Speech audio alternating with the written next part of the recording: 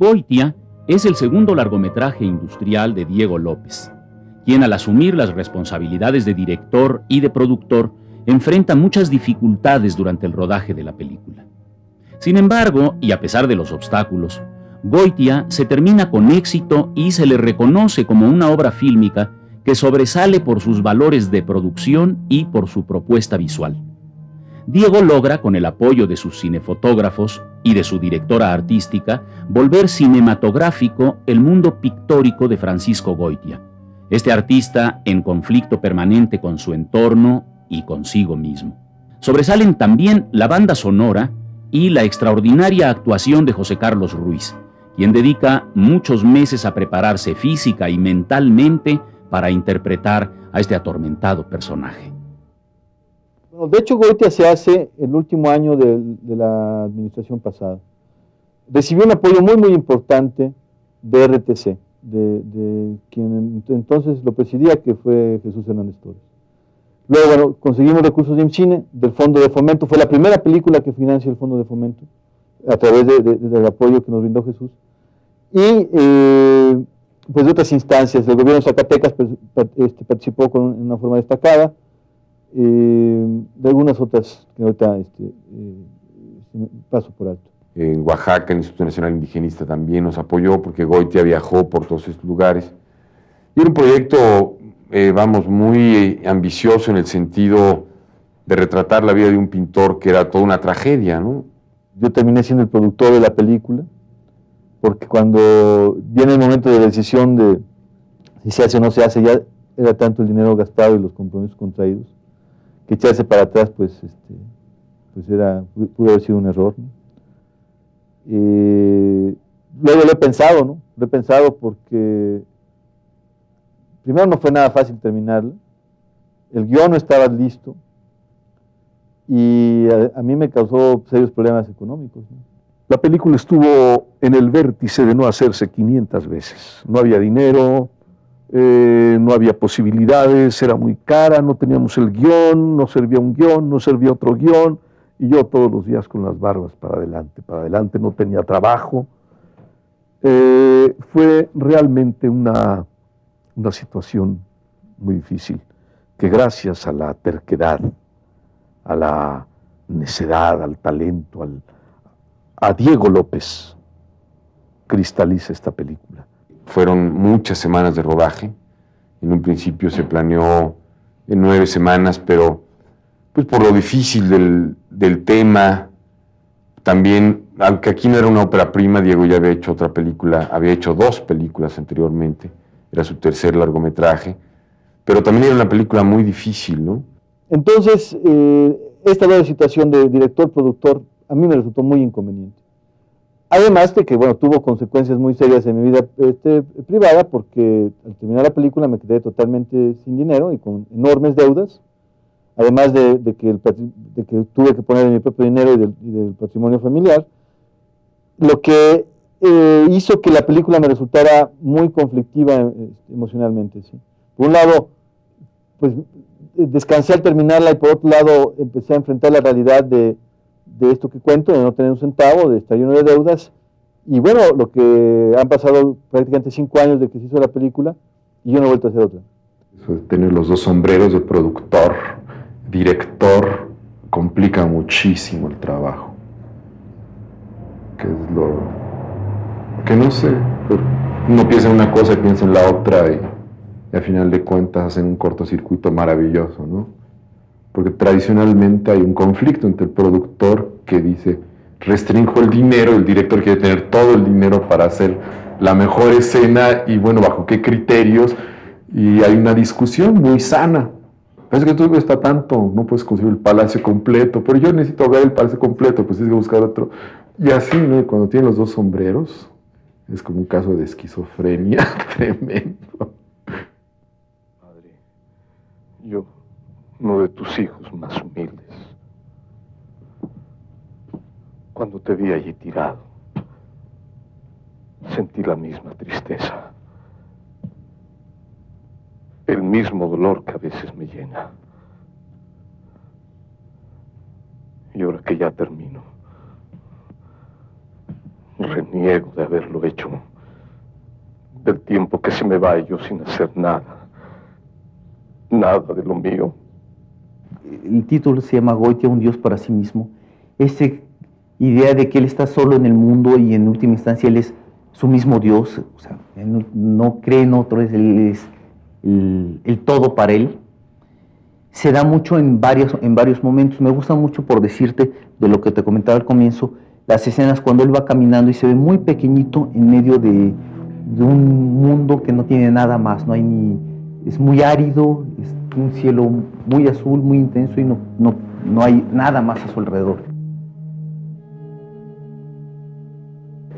Esta misma separación se da en la parte del convento. Yo creo que el convento, cuando él llega y se encierra y empieza a trabajar en el Cristo, y hay un muro intermedio entre él y el mundo exterior, que viene a ser el padre, que lo viene a tratar de meter a la cordura. Creo que es una escena que es muy representativa de lo que él es y de lo que se quiere decir, ¿no? Es esta separación dentro de él mismo. Al fin de cuentas, su arte es su Dios, ¿no? Es reparar este Cristo, no por el Cristo mismo, sino por él mismo, y alejarse del mundo, esta separación y hablar a través de una puerta que lo imposibilita de ver el mundo exterior. Creo que es muy lo que es Goitia, ¿no? Esta idea conceptual de Goitia. Goitia, ¿me escuchas? Goitia, soy el padre Salazar. ¿Qué es lo que teme para encerrarse así? Usted no puede decir que ama a Dios mientras se oculta sus ojos. ¿Me oye?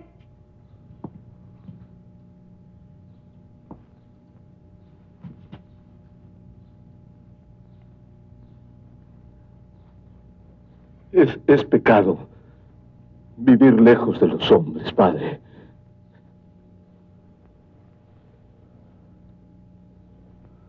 Abra, por favor. Respóndame. Es pecado. El pecado no existe por sí mismo. Lo hacen los hombres. Entonces, ¿por qué pecan fastidiándome? Me he sacrificado. Me he entregado a un trabajo que a nadie le importa. ¿Por qué no me dejan en paz? Usted sabe que eso no es verdad, Francisco. Aquí se le ha respetado y valorado. Con esa actitud solo atenta contra usted mismo y hace sufrir a los que viven a su lado. ¿Y usted cree que Cristo no hizo padecer a los que lo amaban? De entrada nosotros partimos, bueno, de que había una sexualidad reprimida, porque, bueno, es un hombre contenido en toda su vida, que no se le conoció mujer, tampoco una pareja homosexual. Y sí hay unas ciertas referencias de que cuando está en Guadalupe, Zacatecas, que va a vivir ahí una pensión durante una época, le gustaba mucho admirar a los muchachitos al salir de la escuela, y que ahí fue donde ve al que sirvió de modelo para el cuadro, un cuadro que no existe, o sea, que en efecto destruyó, que fue un Cristo, y que un hombre pues que tanto pretendió identificarse con Cristo y que de hecho lo siguió, no solo en términos de fe, sino inclusive en términos de práctica vivencial, ¿no? Cotidiana, poniéndose, o sea, flagelándose, ¿no? Que no tenga un Cristo. Cristo que tiene es un Cristo pues totalmente doloroso, atormentado, que además para el infortunio tocó esta obra. Una de las primeras exposiciones que se hace de Goitia, alguien tuvo la mala idea de colocarle a ese cuadro un cristal encima. Y entonces con las luces que iluminaban la exposición se calentó el cristal y hizo que se derritiera el óleo. Y esto pues ya fue muy difícil luego de conocer tal como, o sea, las impresiones, las reproducciones que existen, sí son como era el original, pero el cuadro en la actualidad ya no corresponde a este, ¿no? Yo siento que José Carlos sí se metió mucho al personaje, ¿no? Y que de hecho ya Diego no lo dirigía, ¿no? No había ya una dirección real, porque José Carlos ya tenía el personaje, por haberse dejado crecer el pelo, por meterse mucho a estudiar a Goitia, por entender la obra, por saber desde cómo se tomaba un pincel. Él ya estaba muy, muy metido dentro de lo que era el personaje, ¿no? Cuando yo sentía que estaba en un tono muy alto, pues lo bajaba. Cuando quería yo algún énfasis en particular, se lo señalaba.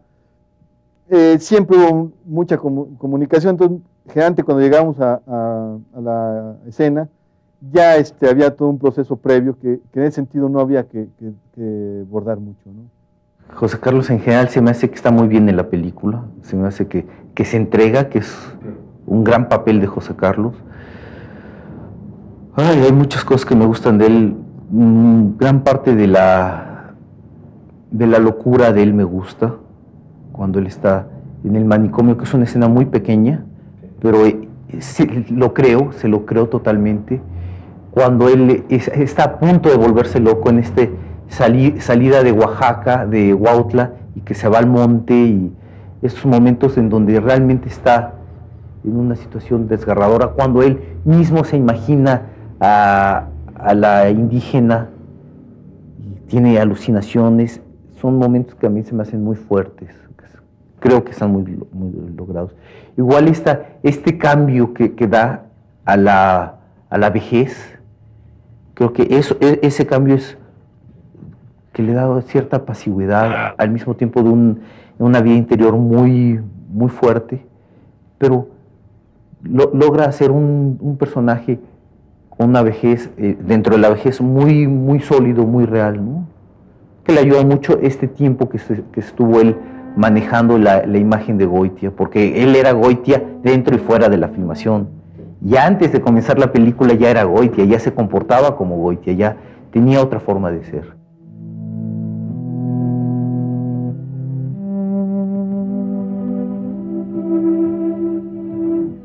A la edad de 78 años, viejo y enfermo, pedí fuerzas a mi Dios para que me permitiera pintar un último cuadro, una imagen que fielmente me torturó durante toda la vida.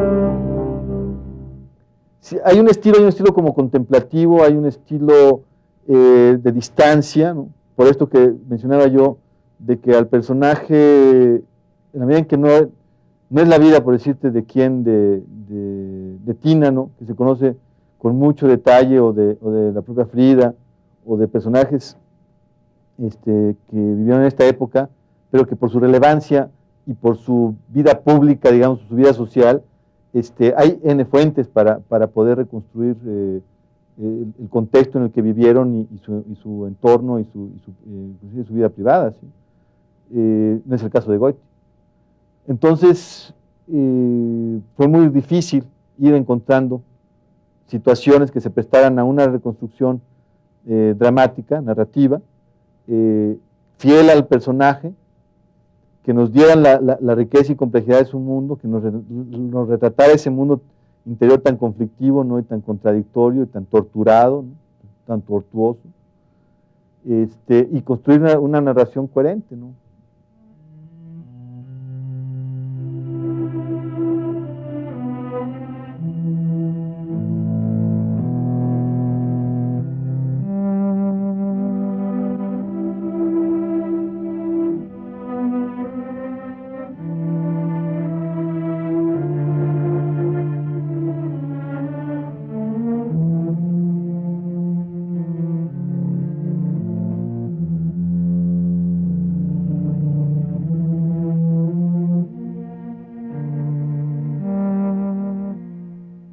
Bueno, fotográficamente pues era pegarse lo más posible a la pintura de Goitia, ¿no? A ese estilo.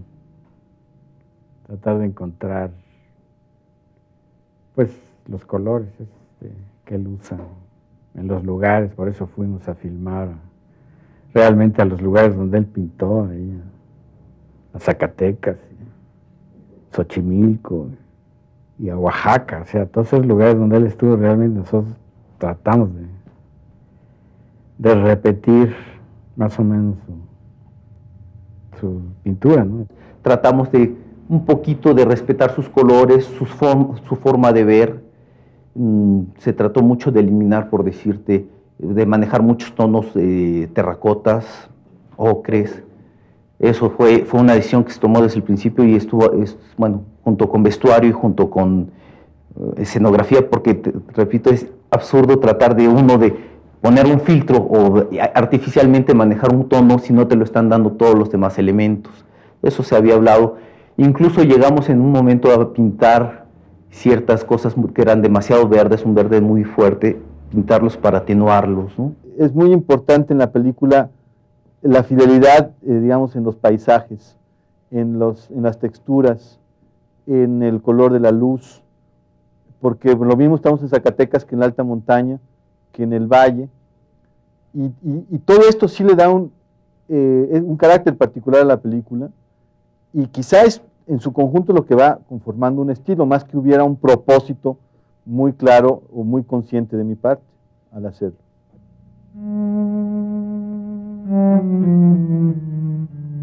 ¿No vas a comer? ¿No vas a comer? Si no comes, te mueres.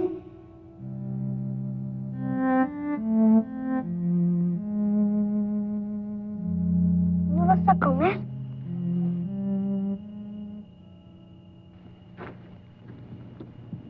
Las hormigas están comiendo la comida.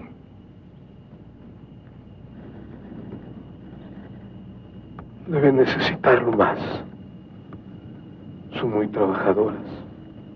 Todavía en esto de los conos, en el cono donde Goitia vivió, sin que nadie se diera cuenta, me metí, corrí una cortina y me puse a retar a Goitia. ¡Baja, Pancho!, le decía yo. Dime cómo te hago, no, por favor, estoy hecho una mierda, no sé cómo empezar contigo. Afortunadamente no bajó, si no, pues me quedo ahí infartado. Sí, es un lugar muy bello. O sea, son como pirámides, ¿no? Con una luz así adentro, pues como ahí entran rayitos de luz, es una luz así, ¿no? Medio tétrica, medio misteriosa. Yo creo que no podemos desligarnos, sobre todo visualmente, de todos los demás, incluso de la música, incluso, porque ese nos va a marcar un ritmo. Entonces tenemos que mantener una unidad. Yo creo que era una de las partes fundamentales que se trató de hacer en Goitia. Mantener una unidad con todo el equipo técnico, digamos, con todo el equipo artístico, actores, la Pekaninsky hizo un trabajo maravilloso, y eso nos permitió presentar una idea. Creo que dentro de la función estética de una película, la belleza de una película consiste en la capacidad de poder asomarte al alma humana, ¿no?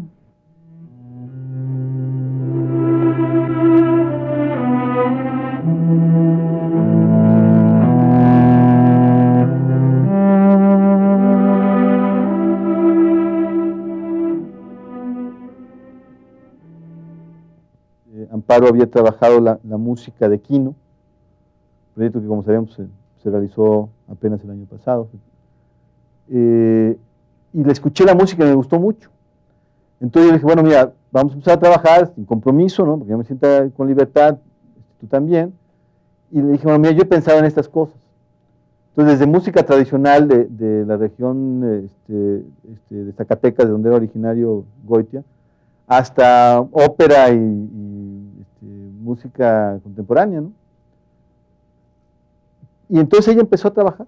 Me pedía cosas muy atormentadas, el personaje de Goitia es atormentadísimo, Yo soy melancólica, pero no tan atormentada. Entonces, de ahí un esfuerzo de sacar un personaje por medio de una música, que además, así lo entendí desde la primera película, que la música es un personaje, a veces le toca ser estelar, a veces coestelar, a veces primera parte, a veces extra, y a veces en la misma película le tocan las diferentes funciones de prioridad, ¿no? La verdad que pues que salvo la cuestión de los coros, que sí fue una idea que siempre manejamos, que tenía que estar presente, ¿no?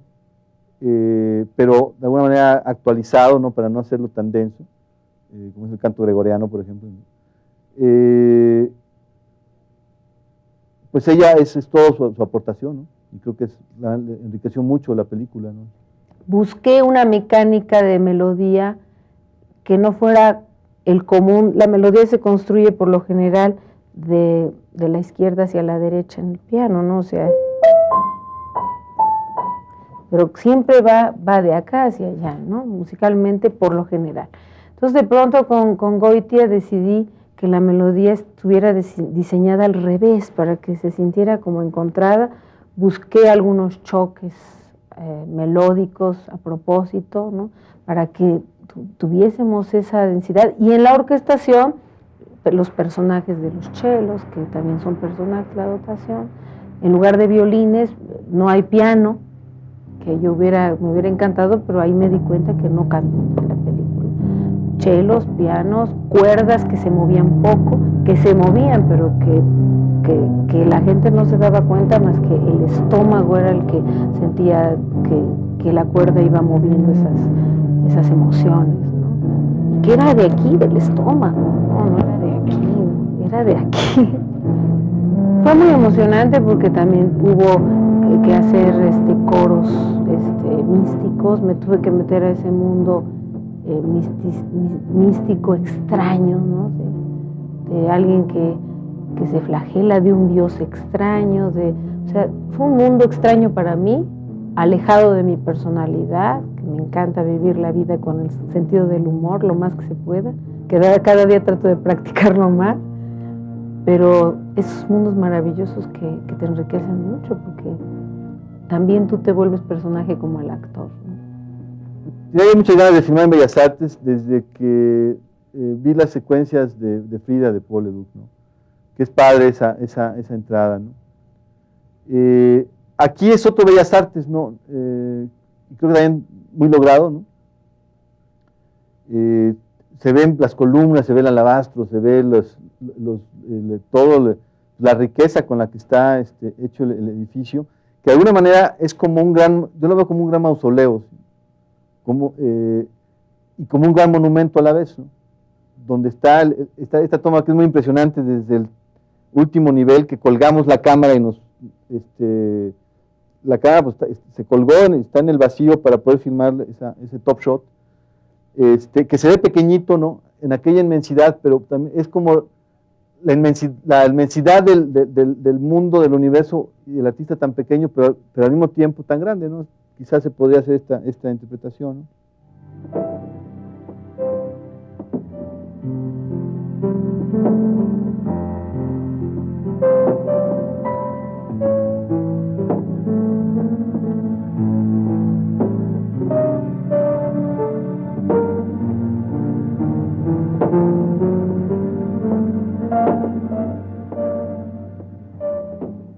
Goitia creo que es una película que como parteaguas, creo que es una película sumamente importante. La parte visual, que no quiere decir la parte fotográfica, porque participamos muchos, o sea, la parte visual con escenografía, con puesta en escena, con actuación, con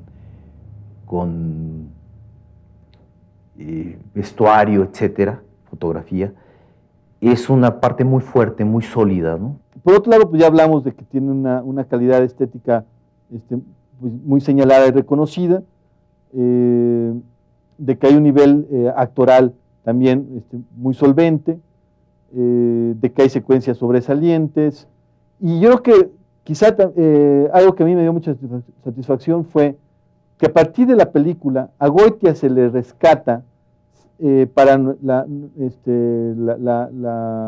digamos, para el panteón de nuestros artistas ilustres, al grado tal de que, bueno, no digo que fue por la película, pero bueno, estuvo presente en la exposición de 3000 siglos, ¿no?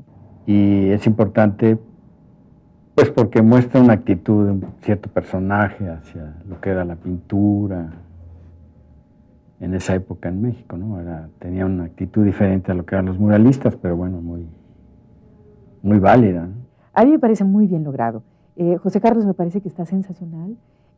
Creo que fue un personaje que se le metió, tardó mucho tiempo preparándolo, el rodaje no fue breve tampoco, entonces eso de dejarse crecer ese pelo y esa barba durante meses y saber que iba a ser el personaje de Goitia, a mí eso me emociona muchísimo porque queda en el celuloide y se ve eso. Pero para terminar, pienso que Goitia me estrujó, me tensó, me laceró, me jodió mucho, pero me ha dejado una de las grandes satisfacciones de mi carrera, Alejandro. A nivel actoral, me dieron nuevamente el 4º Ariel, un Ariel más en Bellas Artes, que fue donde yo estudié. La película gana un premio, Diego gana otro premio, Arturo y Jorge ganan otro premio, nos llevamos varios premios. Por lo demás, pues, Goitia es así como un suceso también, un ciclo que se cierra en mi vida de alguna manera.